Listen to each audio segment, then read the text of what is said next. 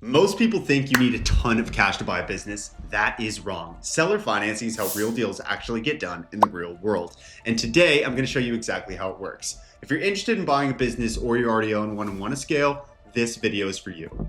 Seller financing is one of the most misunderstood and most powerful tools in business acquisitions. I've used it. I see it used every day, and when it's structured correctly, it can dramatically reduce your risk and your upfront capital. Quick disclaimer before we start, this video is for educational purposes only. This is not investment advice. Buying or investing in businesses involves risk, and you should always consult with qualified legal, financial, and tax professionals before making any decisions. Back to the show. Seller financing is simple. Instead of you paying 100% of the purchase price up front, the seller agrees to finance a portion of the sale. So instead of you pay cash, the seller walks away, it becomes you pay part now and the seller gets paid over time. The seller essentially becomes the bank for part of the deal. Step 1. Why sellers agree to seller financing. Here's what most people don't understand. Sellers don't offer financing because they're desperate. They offer it because it benefits them. Common reasons sellers agree to finance. They want a higher sale price, they want predictable income over time, they want tax advantages, they believe in the business and want it to succeed. They don't want to eliminate strong buyers who don't want to over leverage themselves. If a seller refuses to finance any portion of the deal, that doesn't always kill the deal, but it is a signal you should pay attention to. Step 2, how seller financing works structurally. Here's what a typical seller finance deal looks like. Let's say a business is selling for $1 million. You might structure it like this: $200,000 down, $500,000 through a bank or SBA loan, $300,000 as a seller note.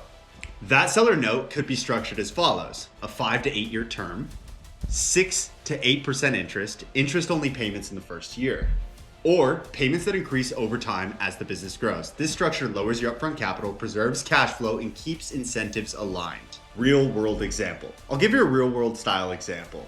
Let's say you're buying a clean juice location. The seller knows the brand works. The systems are already in place. The store is generating real revenue every single day. Instead of demanding all cash up front, the seller agrees to finance part of the deal. Why? Because they'd rather earn predictable income over time than wait for a buyer with all cash. You come in with less money out of pocket, the seller stays invested in the success of the business, and everyone wins when the business performs. Why seller financing can reduce risk? This is important. When structured correctly, seller financing can actually reduce risk. If the seller is willing to be paid over time, it often signals confidence in the financials, the operations, the sustainability of the business. If a seller insists on all cash and refuses any financing, you should pause and ask why. Think about it. When seller financing is dangerous. Now, let's be very, very clear. Seller financing can be dangerous when cash flow is overstated, financials are messy or unverifiable, the seller exits immediately with no transition, debt payments exceed real free cash flow. If the business can't comfortably service the debt, it's not a deal, it's a liability.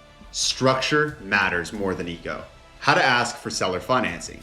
This is how you ask for seller financing professionally. You say this: to make this deal work for both of us, I'd like to structure part of the purchase price with seller financing so I can keep working capital in the business and ensure long-term success.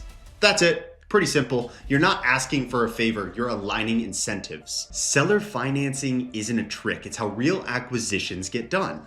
This is the deal flow. The goal isn't to put no money down. The goal is to buy strong businesses with conservative structures that protect downside and, most of all, preserve cash flow. Now, listen, if you're looking at a deal right now or you want help structuring one the right way, I offer a free call. Click the link in the description below, book a call with me, and I will personally walk you through your deal structure, risks, and options. No pressure, just clarity. If this video helped you, subscribe. I break down real acquisition strategies like this every single week. Thank you. See you soon.